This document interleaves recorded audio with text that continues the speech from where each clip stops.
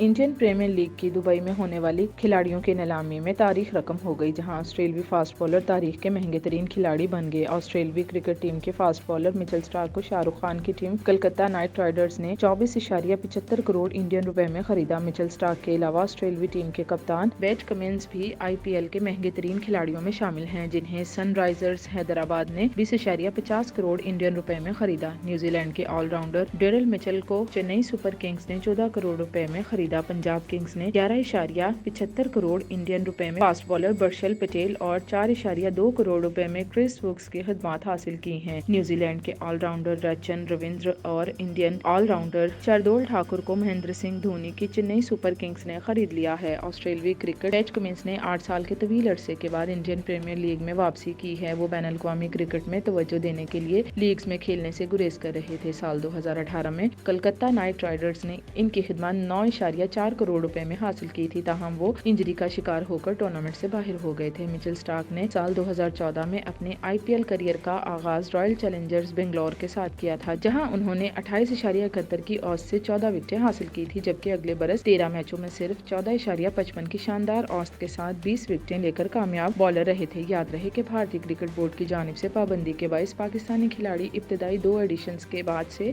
IPL में हिस्सा नहीं ले रहे।